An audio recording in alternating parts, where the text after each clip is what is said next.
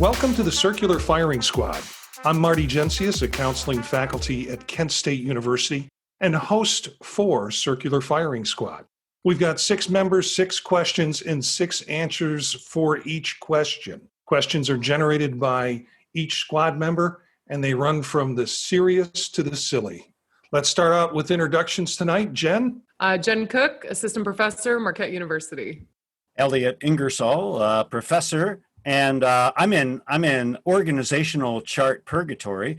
I ended my job as chairperson Friday, and I begin my job as faculty Monday. So right now I'm in the cloud too, and I'm co-host of Apply Topically, which is also on the Pod Talk Network. Hi, I'm Stephanie. I am a doctoral candidate at Kent State University, a practicing clinical counselor, and co-host of Grad School Deconstructed, also on the Pod Talk Network. I'm Gina Martin, and I am also a doctoral candidate, but at University of Iowa. I'm also an adjunct professor at Northwestern University. Hi, Eric Perry. I am a clinical faculty member at Southern New Hampshire University. And our first question this week goes from Jen. Thanks, Marty. So I'm starting us with a creative one tonight, and I am hoping that everyone is going to get creative with this. So I don't want to hear any answers that are close to our profession when you choose your answer with this. So get real deep and creative with this. So when considering the tasks you do in a day, what job title would better capture your work than counselor, educator, or counselor? And I think Marty is kicking us off. Yeah. You know, there was on the Newhart show, they used to have, Larry, and the other Larry. Daryl and Daryl. Yeah, okay. They had a business called Anything for a Buck. And I kind of feel like my other title would be Fix-It Man, which kind of encompasses my home and university life. It seems like I'm always fixing things. I guess if they didn't need fixing, then I wouldn't need to be around. I'm always in the middle of trying to get something fixed here or fixed there. It's really rare that I get a chance to do anything creative, which Circular Firing Squad is a rare opportunity for me. Elliot? Well, I thought about the question more from the department chair perspective because I kind of spent the last 4 years. And there's a French word, I think you pronounce it passe-partout. I learned it when I was in Quebec, and it's like a skeleton key. And it's not that it has all that much power, but as a department chair, you're like the skeleton key. Like you have to open up things. People are like, oh, my proposal's ready. Will you approve it? Yes, click. Oh, my application for merit pay is ready. Will you approve it? Oh, yes, click. Oh, I just filed a complaint about you with OIE. Would you approve it? Yes, click. So things like that. Passe-partout seems to kind of fit, where I was at for the last 4 years. How about you, Stephanie? I decided Queen Supervisor captures my role and my day-to-day tasks. I feel that in the home, there's so many things going on. So in addition to keeping up my counseling practice, we're working on doing some renovations for the house. And then there's some other planning things and big family decisions that get made. And because I work from home, it seems to all fall on me much more so. And I'm doing everything, but also I'm overseeing everything. I think some of it is it falls on me, but then the other half is that I'm kind of bossy and specific with things at times. So Queen Supervisor. Gina. These are so great. I went a little bit more routine. So some of you know this is a Peloton behind me, and my Peloton handle is Mama PhD to be.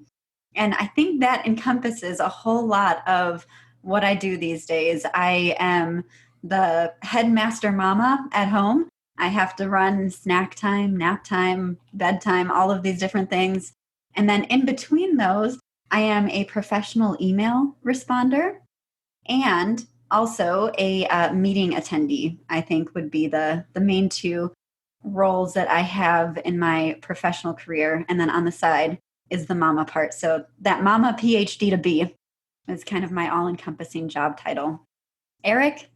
Yeah, I went a little bit more traditional too, I think, in just thinking about the question. I feel like inspirationist, I don't know if that's a thing, but I'm always looking at motivation, particularly in teaching online so much, and really trying to make the content mean something. I feel like I get really stuck on that and really want it to have this applicability to students that, my announcements, my communications with students, my meetings with students, I feel like have to mean something. So I get really tied down and bogged down into that. And I think that's where I spend the majority of my time when I'm not actively in that kind of grading or, evaluative mode or meeting mode or whatever. So I feel like that's what's fit me the best, especially since I've started this role online primarily. What about you, Jen? I'm interested to hear your answer as the supplier of the question. Well, I'm kicking around in my mind who your motivational speaker spirit god is, or do you have in your mind like a person of one of those motivational speakers that turn up on TV of who you think who you imagine yourself to be? I prefer if it's not focused on me, right? I think it's my job to make the content mean something, to really connect it. But I mean, inspirationally, I think I look to a lot of things. Like Marty talked about, I feel like my creativity is stifled in some ways, and this is my outlet. So I can kind of pull in my inner Bob Ross a lot of times. I think, he's my favorite, just in terms of the sayings and the calm but everything just has this really aesthetically pleasing look and meaning to it. So if I had to pick somebody, I think Bob Ross would be the way to go. Well, I'm down with that because he can make something out of these little dots and they just appear and there's pretty little trees, So what I was thinking about for me, I think I toggle between firefighter and improv performer, depending on the day, depending on the role. I think there's a lot of improv that goes on in the midst of counselor education and supervision, especially when doing supervision, that ability just to pull things together and to jump and to do something different. But also this idea of firefighter. And I've never been trained to be a firefighter. And I think that comes out when you're trying to problem solve and you take a hold of that hose for the first time and it just, you don't have enough people backing you up on the hose and the thing just goes flying. I think I've experienced a little bit too much of that lately. So I think of all these different ways in which we engage in the job and that, there's just so many rich ideas. And some of you have pointed out some of them tonight of, what it is that we're doing when we do it, even though we're labeled counselor educator. So thank you all for joining me down that path to start us tonight. And I think I have the next question. And my question comes from, I think, a little bit of frustration. That's where most of my questions come from. But this is a question I asked you to think about. What would be the one question or a question that you would like to ask a student and hope to really get an answer? I'm not talking about content or coursework or anything like that, but what would be the thing you would like to ask a student and truly get an answer? Some secret, something that students know that faculty don't, that we would like to know. And I'll go to Elliot with that first. I took your question in a different way, not something that maybe they would know that we don't know, but something that I felt I want to believe is universal. And it's not going to come out right at all. And it's not something I could ever ask. So I kind of appreciate the opportunity to share it here. But I guess I would say, from thinking of my really top students, when you're fired up in pursuit of the truth, what does it feel like? And I would like them to say something like sexual arousal, something that's like an evolutionary imperative, a Darwinian imperative, that it's like so powerful. The pursuit of truth is that important that you just, because, I would like, if I would work on a project and I'd be like, oh my gosh, this is so important. I am so and then no one really cared. But I kind of got to the bottom of it, and it was exciting to me. But I would hope my students could experience that level of passion to the point where even if they weren't going to get paid to do academic work, they'd do it anyway. That was kind of my take on it. How about you, Stephanie? My first interpretation of this question was that, oh, I guess I had a pretty cynical response to the question, that it was basically, did you think this was appropriate for the work that you're trying to do here? Is this appropriate to turn in as a grad student? Whatever it is. To certain students, some of the time, when you just get those assignments turned in where you see the effort wasn't there or the time wasn't put in, and there might have been other extenuating circumstances that came up that interfered, or they were prioritizing in some ways, but just what they were thinking, and is there an addendum to the assignment when they're turning it in? So I kind of took it in this, if you could ask them the questions that you're really never allowed to ask them as an instructor. So kind of those snarky questions. Gina?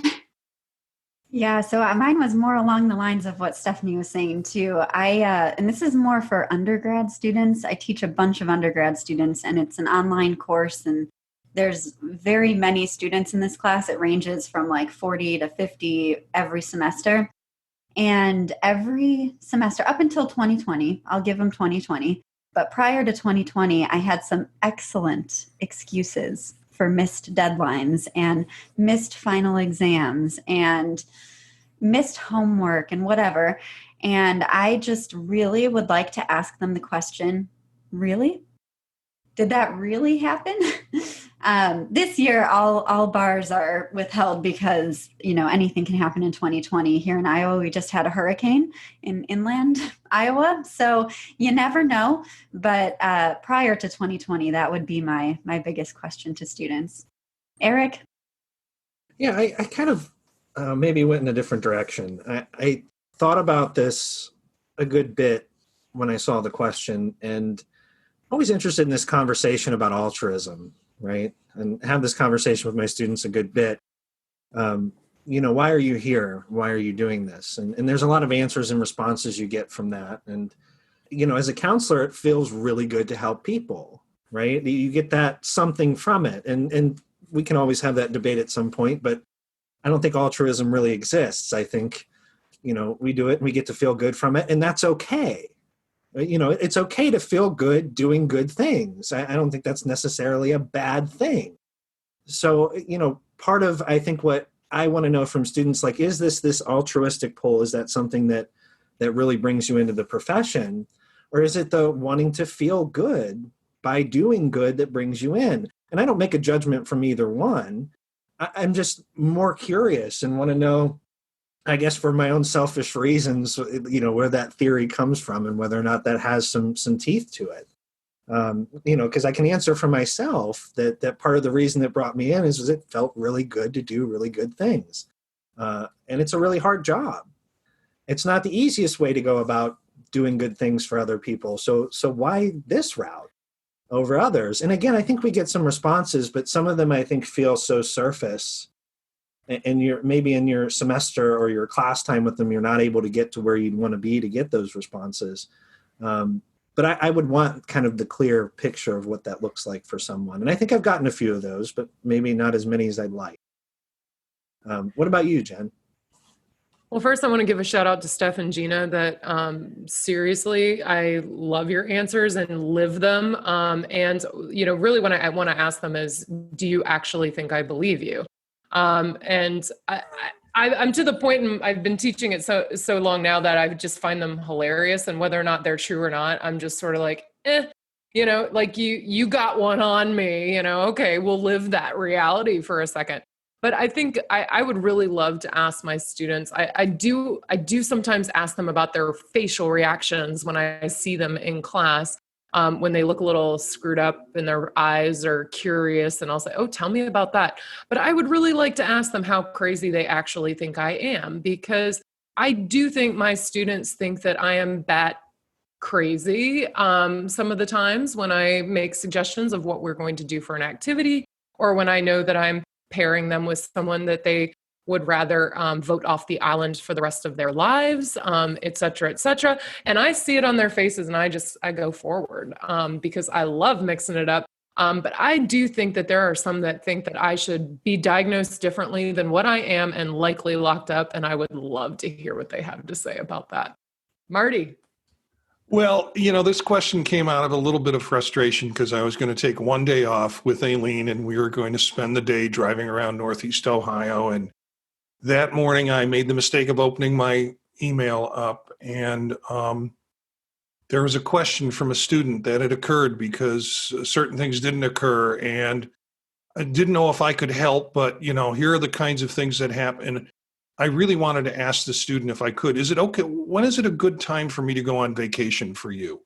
Because I felt violated at that moment. Of course, I dealt with it and moved on. But, thinking about this over a couple of days, the question that I have, and this is sincere, it's not meant to be snarky, but I really would like to know from students, do you do the reading?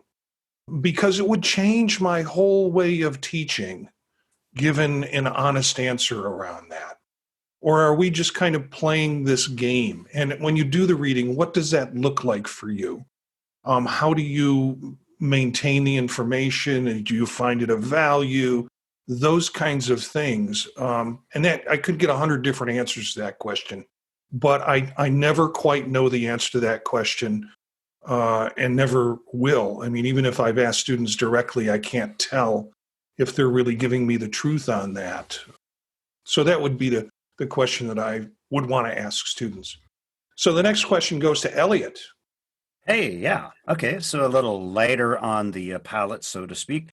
What is the absolute best musical experience you've ever had as a fan or a radio personality or a performer? Because I know we've got a very diverse mix here. Stephanie, how about you? I think on the last episode, my movie question had people saying, that's unfair. There's so many that I'm thinking of. And so I now believe this question. This is an unfair question. There's so many top-notch experiences from all different parts of my life and in all different situations. For me, seeing Bowie like the first time, the fifth time, all of my They Might Be Giant shows, then all of the weird stuff and wonderful stuff in between. But there's one situation, and I'm not sure if this counts as a musical performance, if it's an interesting interaction with a performer. So when I was in college and undergrad, I was a part of this student organization, and we brought musical acts to the student union.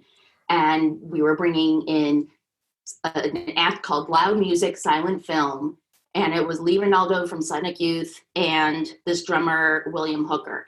And before the show, Lee, I hope you can edit this if it's not good, but Lee wanted some herbal refreshment.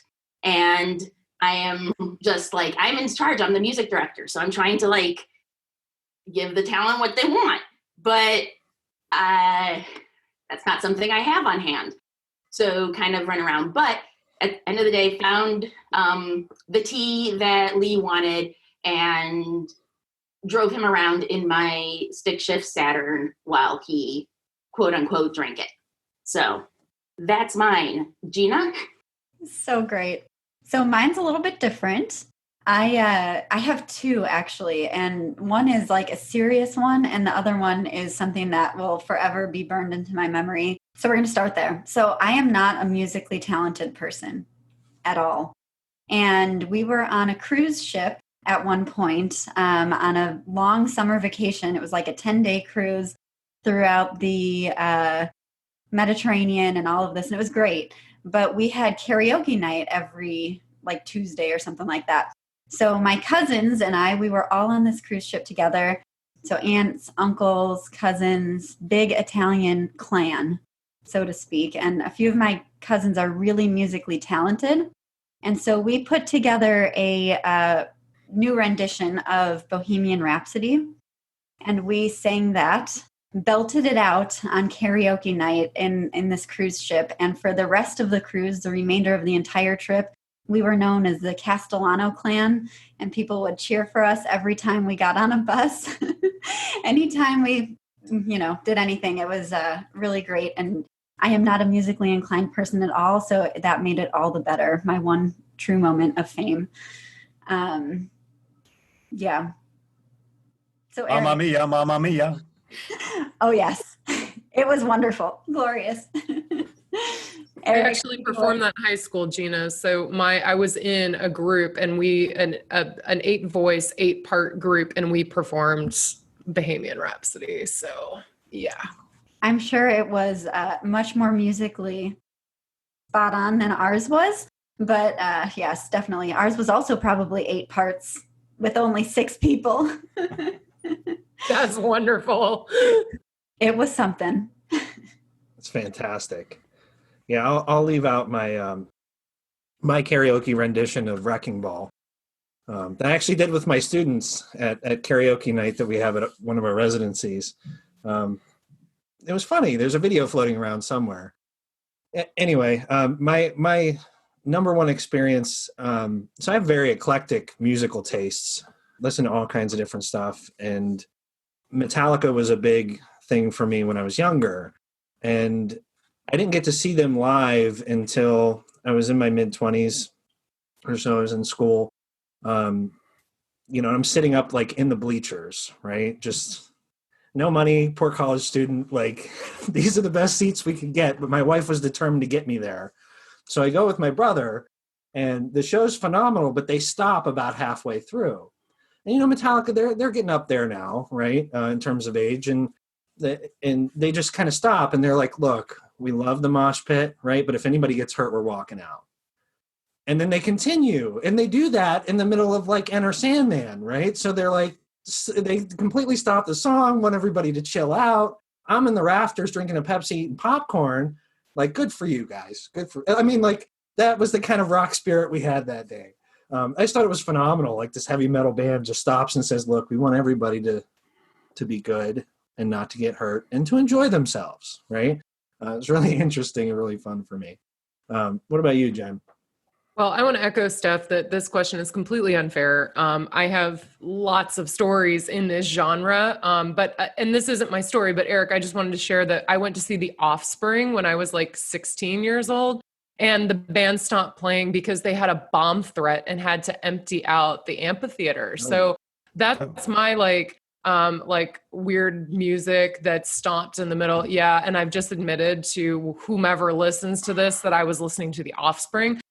But, I've got a large variety of musical tastes, but I'm going to tell you all a real corny story. So when I was in college, and I'm going radio with this, I've always been a huge radio fan. I've always loved radio hosts and even syndicated shows, which is what I'm going to talk about right now. And there were 2 that were very popular when I was in high school and in college. I'm not going to talk about the one I listened to in high school because I know that I will be mocked severely. But on Sunday night, Joe Mama Johnson and the Quiet Storm was on. And this is, R&B, soul, real cool, chill music on Sunday night. And I took Greek for 3 years. And that was the time I did my Greek homework and listened to Joe Mama Johnson and the Quiet Storm. And he just went off the air probably, it's been in like maybe a decade ago because I started trying to look for it. But man, I'd look forward to Joe Mama Johnson and the Quiet Storm and doing my Koine Greek homework on Sunday night. And that was my college experience. And over to Marty. Okay, on a little more serious vein, September 22nd, 1985, the first Farm Aid in Champaign, Illinois. I was working at WPGU as music director in Morning Drive. It was an alternative rock station, and we petitioned like crazy to simulcast that shows, and we got it. And so I spent most of the morning in the station doing Morning Drive, getting people to the concert. It was just an exciting experience, and then went over to the stadium to stand through the rest of the day and rest of the night. So tons of bands there. You can look it up and see Bon Jovi, Jimmy Buffett, Glenn Campbell, Johnny Cash, John Denver, Bob Dylan, John Fogerty, Foreigner, Arlo Guthrie, Sammy Hagar, Billy Joel, Ricky Lee Jones, B.B. King, Carole King, first time she played in public in 20 years, was at that concert. John Mellencamp, Tom Petty and the Heartbreakers, Willie Nelson, Lou Reed, and Eddie Van Halen with Sammy Hagar, the first appearance of Van Hagar. And it was a great show. But there was another artist there, Joni Mitchell. And if you think that was the best part of my story, that's not the best part of my story.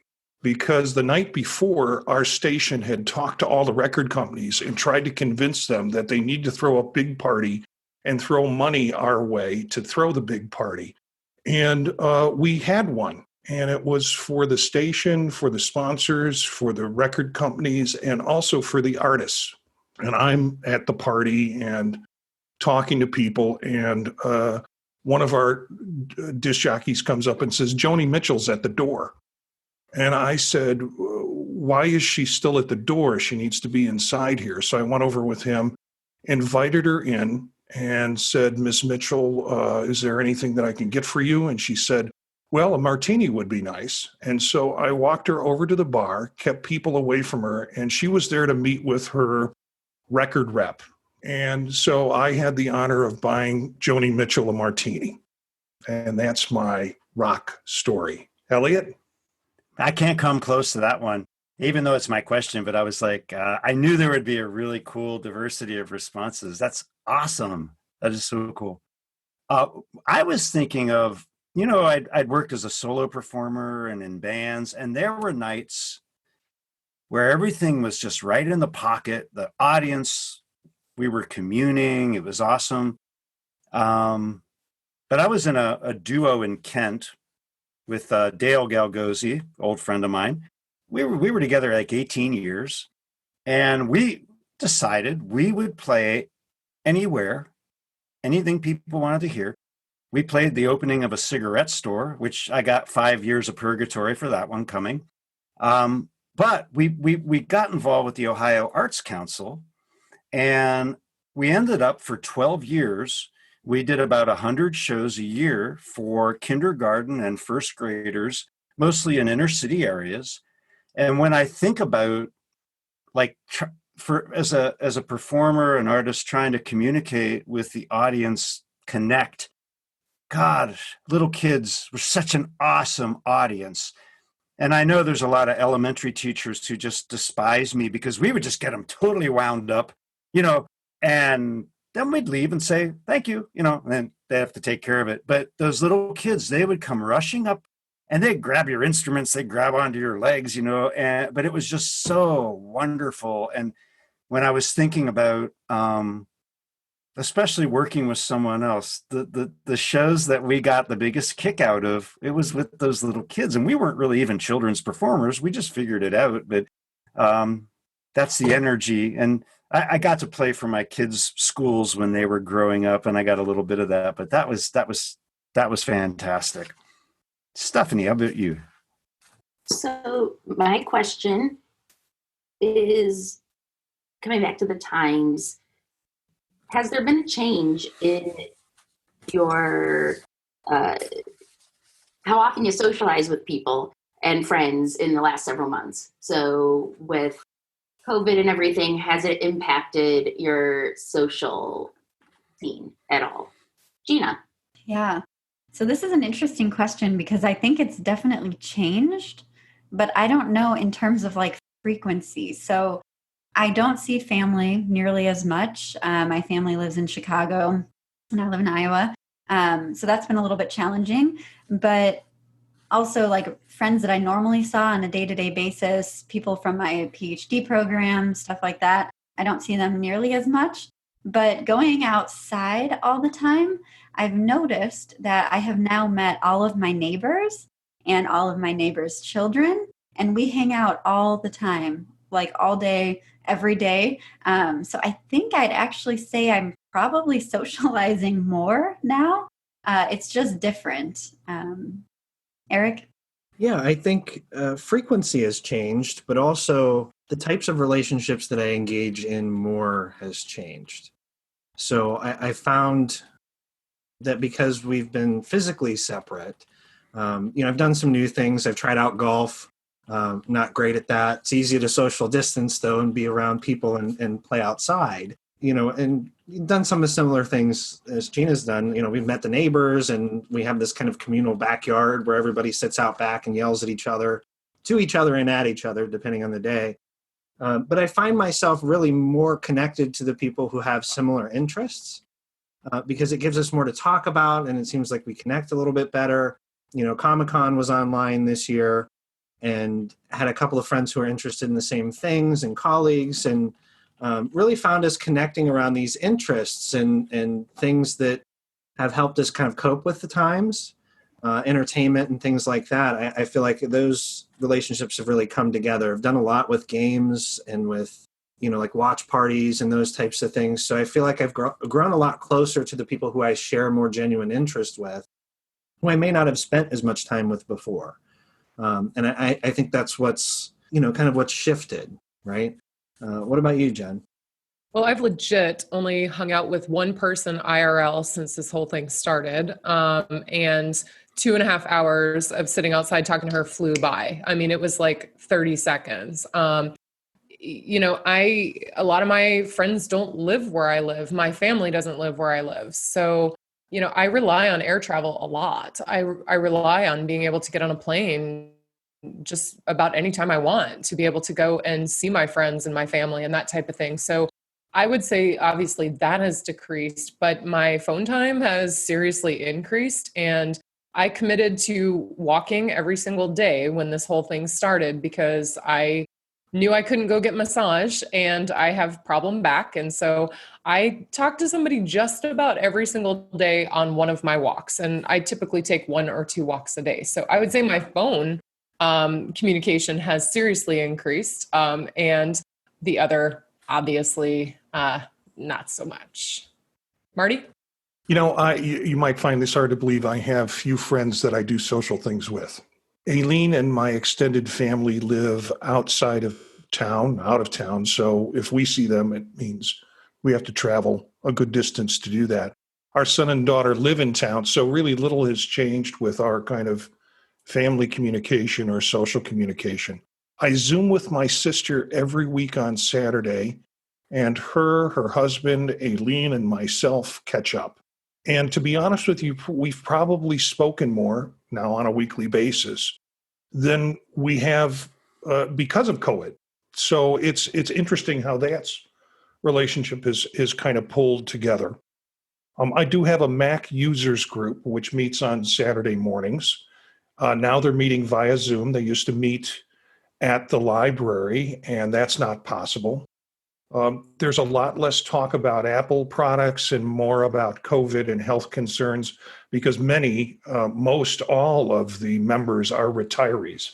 This is the oldest Mac group, users group in the nation, or second oldest, I think. So all of their concerns, they got 10 to 20 years on me, and all of their concerns are about COVID and health issues. And there's not a lot of new product for us to talk about. So that's how it's changed. Elliot? Well, yeah, similar to you, Marty, like the handful of friends I had from secondary school and university were all geographically dispersed. And honestly, this has actually been kind of good for me because I'm not what you call quick smart. So I have to put a lot of time in at work. And I would sleep in my office. I would put a lot of time in, but I was not getting to know people in the area. And my partner is very good at that. And since this whole crisis, I've actually been spending more time with people because working remotely, I have people around me who say, "Oi, take a break, we're going to have a fire in the backyard or just, walk around the block." And it's like, that has been really good. And I would include this group too. And I thank you, Marty, for getting this going. But you all have been a really nice connection for me because I've been kind of, a bit of a workaholic and isolated. So I don't wish the pandemic on anyone, but I have gotten, I think, some benefit in that sense. How about you, Stephanie? People are reflecting what I was experiencing. A lot of people have been, which was, I'm an introvert. I might talk a lot, but in general, I'm an introvert, a wordy introvert. With that, in the daily life, when you're getting ready for work and doing all of these other things, you're hustling and bustling and, you're friends, but you don't always talk much, maybe send a quick text here and there. And after COVID started, I realized people were creating more groups. So one good friend group of mine, we play D&D. Yes, we do. And we're proud of it. And then that same group decided, because they bring their kids into the group too, and the kids play, but then the adults decided we need an adult D&D group to play. So now on another evening, we're getting together, and that just basically devolves into us talking and chatting and forgetting about the game, which is fine, but we're socializing so much more. Another friend group uses Discord, and we often communicate through there.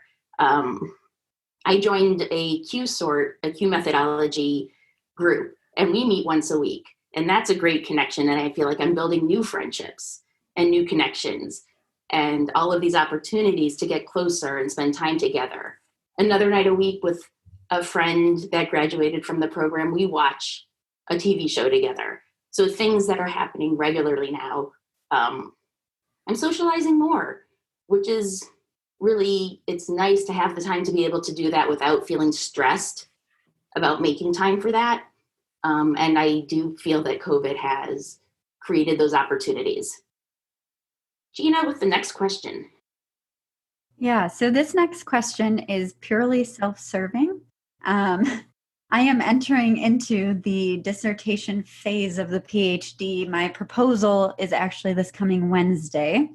So as I'm getting all jittery and nervous for proposing this massive dissertation, I'm wondering from you all, what writing advice would you have for a doc student or candidate at this point entering into their dissertation? We'll start with Eric. Yeah, I think the most helpful thing for me in this process was really knowing how I function and operate. Knowing that this was such a big task and there was so much going on, I rallied my support really early. It took some time to, talk to family and friends and wife and just really have a good plan for how I was going to go into this. And knowing that if I was going to be successful, this had to be I'm going to lock myself in the basement and write for hours on end for me to be successful. I really needed that kind of laser focus. Once I was to that point, being prepared to do the bulk of the writing, that this was how I had to focus on it to be successful. And I know other people operate in different ways. So I think it's really important for you to know how you're most productive, and to really make sure that you have that support in place, because we spend so much time in dissertation, so much effort goes into it, that you really need to have those supports there. And, I thought my dissertation was fantastic. And, once it was done, I've looked at it at least once since then, just the one time, just to make sure it was actually still there and published.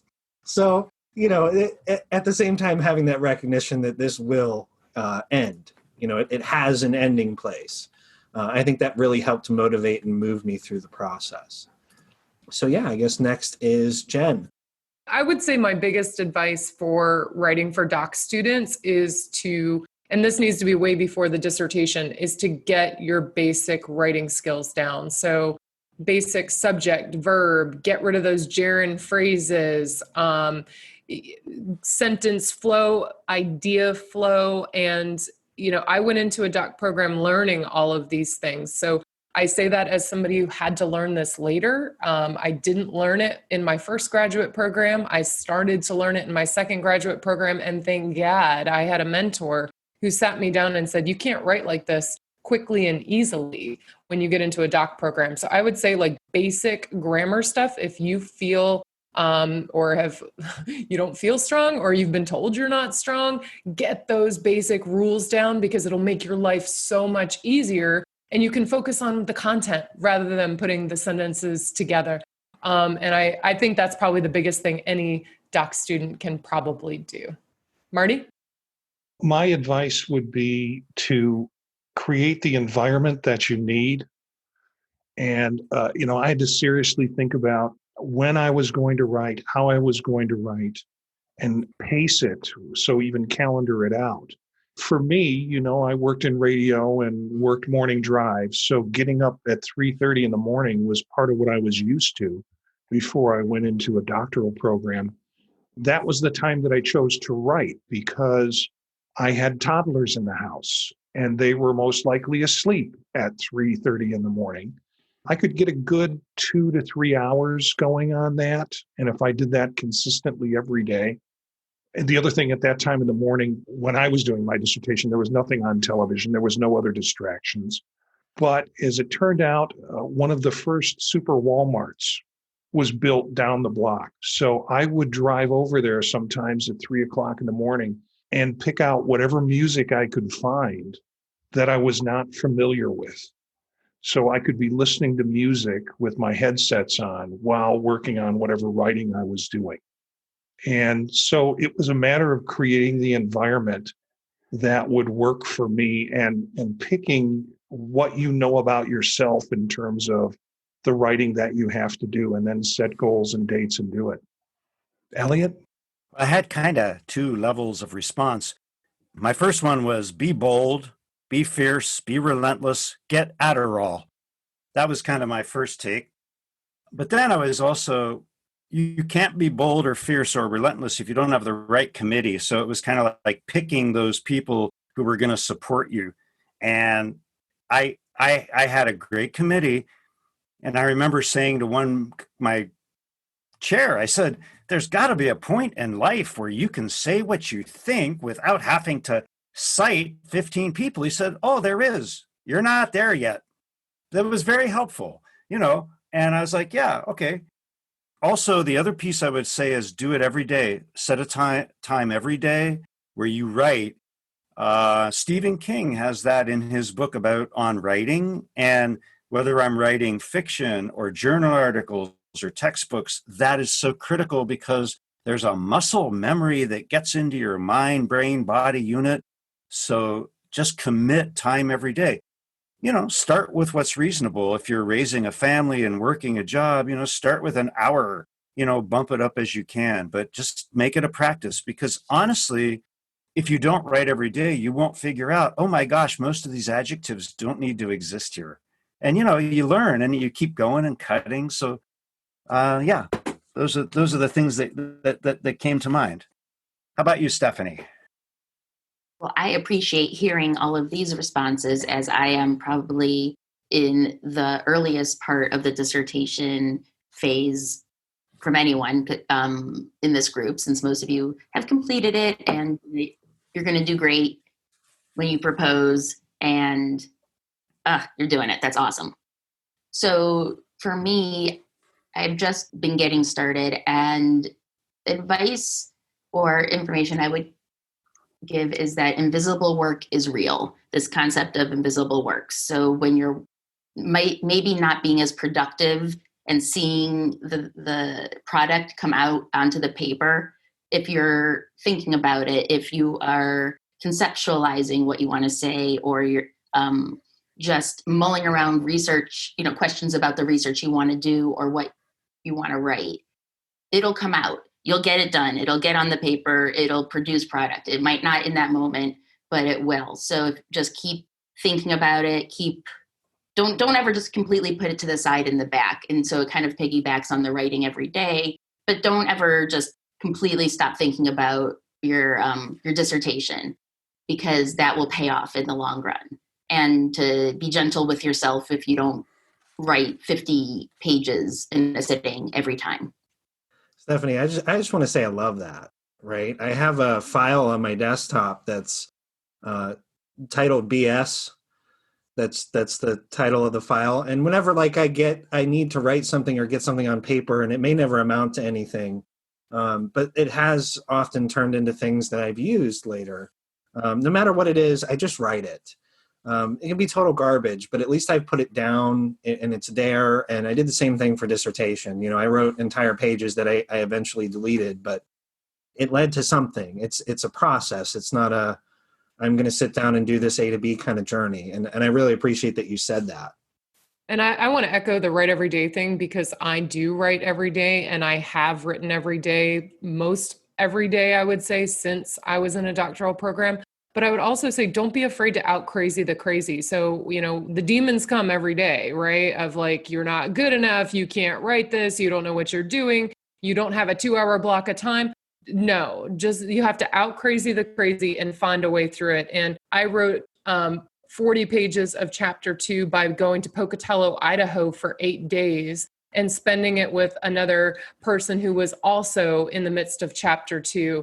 And this was kind of like in the midst of like several days in a row of being in the ditch and not being able to write anything. And I thought, I just took 3 planes from Roanoke to Atlanta to Idaho Falls to be able to write a dissertation. Who does that? Those who out crazy the crazy, because I wanted that damn thing done in 3 years' time, and it did. So sorry, I just had to jump back in on that one, because sometimes you feel like you can't do it and that you don't know what to do. Out crazy the crazy. Yeah, I just love all of these. I feel like I don't really have an answer since I'm also in the beginning stages of this, but what Jen, you just said, I also cranked out. So this is also out crazy and the crazy. I went up for proposal back in May, and right before I proposed, the site that I was going to use withdrew because of COVID, and so I had to reposition and readjust. And so I actually wrote 2 proposals in one weekend, which is a lot of pages. And something that I think really came from that, kind of like what Eric and Elliot were saying too, is that it doesn't feel like wasted work yet, because I can come back to that and use it later. So I think just, I don't know, putting your nose to the grindstone and cranking something out. A done dissertation is the best kind of dissertation, is something that sticks with me. And additionally, having that research trajectory, having stuff from every stage in your PhD program, even back to master's program, having a topic, knowing what you're interested in, knowing what you're passionate about, and having some literature on those topics has been really useful for me at this stage. Again, I know I'm still early. I only have 3 chapters down, but that's been helpful. Eric, what's your question? Yeah, so mine changes the tempo a little bit, as we often do here. So my question is, what is the most historical item you own, and what's the story? An old kitchen mixer, family heirloom, something like that. It doesn't necessarily need to be this Antiques Roadshow worthy thing. It could just be family history, family story, or connection. So we'll start off with Jen. I think it was last Christmas or the Christmas before, I went to go visit my auntie, my dad's sister, when I was in Florida. She lives down there too. And she gave me some old black and white photos from my great, great, great family. So my dad's great greats. And I also have some photos of my dad when he was a child, and my dad was born in 1931. They're black and white. I also have a picture of him and my grandmother when he earned his Eagle Award.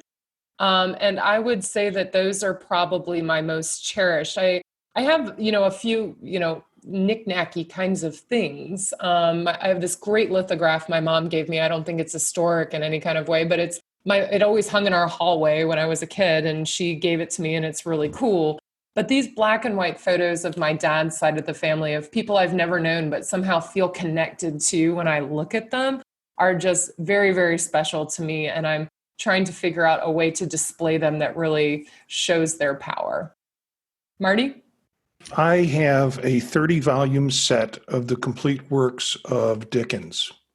Publisher Peter Fenlon Collier, dated 1890. The story behind it is Aileen and I went to the public library at Surfside Beach in 1987. They were having a book sale, and they were kind of getting rid of old library books. And I bought 29 of the volumes for $10. And as I was loading them in the car, somebody from the library came to my car and gave me the missing volume. They found it somewhere else at the sale. So I have all 30 of these volumes. which I have done nothing but let them sit on this shelf. I took them into Kent State Archives and asked them to kind of try and identify it. They of course, would not appraise them. That's not what they're in the position to do. But I have these volumes. I got one of these out preparing for the show tonight. But that's kind of a neat historic piece that we've been dragging around with us since '87. Elliot? Wow, that's a good one, Marty. Boy. Well, like you, I brought mine into the thing. Ugh. This is a cast iron, number 3 universal food chopper, you see. And you can put meat if you're making sausage or shepherd pie, or nuts if you're making cookies. And this was patented in Canada and the US in 1897. And everything about this, it's all raised print, and even the dates it was patented in Belgium are on the handle. And I just love it. And it clamps onto the bottom of a table. And my great aunt, Shell Tante, had a restaurant called Shell's Corners in Salem. And they had a garden, and they had a adjacent farm, and they grew a lot of the food. But she used that to make a lot of the dishes, and my mom used it for cookies and shepherd's pie, and now I use it for the same things. So that was a fun question, Eric, and I appreciate it, because I'm like, how often do I get to talk about my number 3 universal food chopper? You know, my mother had one of those. It looks so familiar when you hold it up and show it. And it clamps onto the counter, and she used to use it for all of her chopping. Does yours have interchangeable blades in it? You can unscrew the front. Oh, cool. All right. Yeah. So all of this, So I've got 3 pieces in the front that go in. Yeah. And I love it because it's also really heavy, and you can use it as a barbell in a pinch. So, Stephanie, how about you? Mine's not as fun. I'm like, okay. So the most historical item that I own family-wise is a set of children's kiddish cups. So children's wine cups made out of silver that my great-grandparents had taken over with them from Poland when they came here. So my grandmother came over with her mother, her father, and her brother, who are already here. And then they had my grandmother had another sister who was already married and had kids in Poland. They didn't end up coming over. But this is more of a much more sentimental in the sense of feeling the weight of what those silver cups represent, I think, and for my family. And we don't have a lot of heirlooms that either survived. It would have been really nice. I really wanted to have this silver dollar that there's a story. My grandfather was in the Battle of the Bulge, and he was wearing the silver dollar, and he got shot in his heart, but he had the silver dollar in his pocket, and it saved his life. That is the family lore. As far as I know, it's true. Just cannot find the silver dollar. I think he probably got rid of everything that he associated with his time in the war. So, all right, now that I've brought the energy significantly down, Gina. No way. Mine is really similar to Marty's.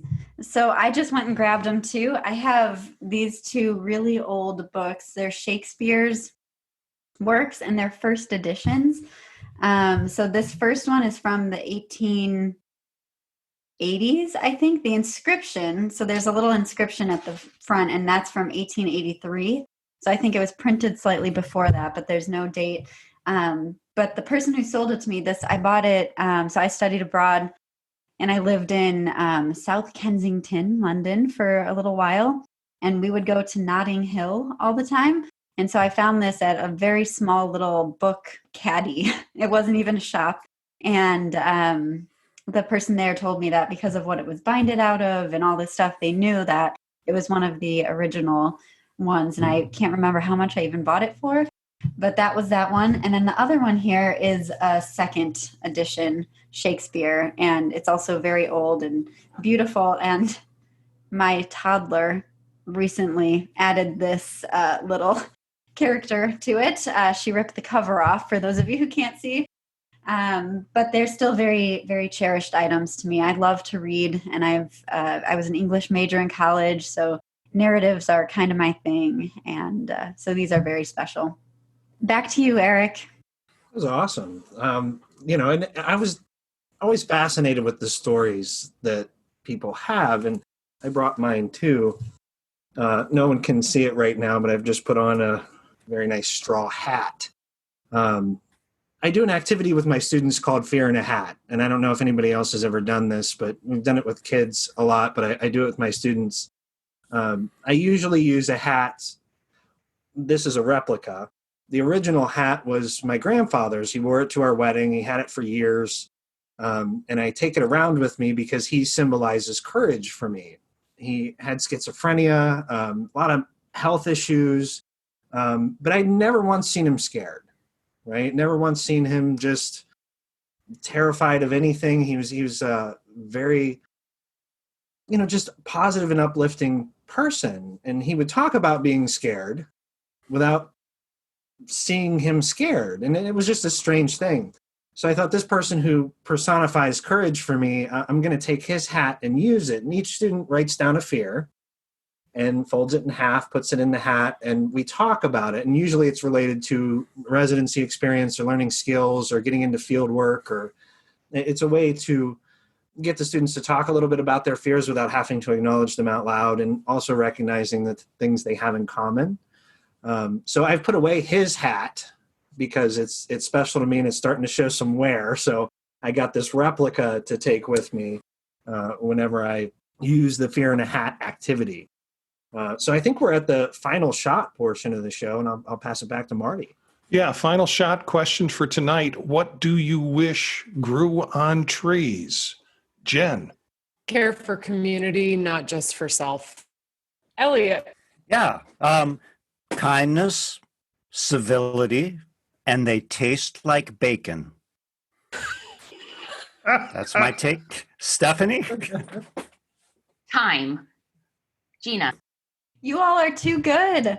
I was going to say cupcakes. I wish cupcakes grew on trees. Such a shallow answer now. No, cupcakes are fine. That's not shallow at all. That's The world so needs nice. cupcakes. We need a cupcake tree. That's right. World peace cupcakes. There we go. What about you, Eric?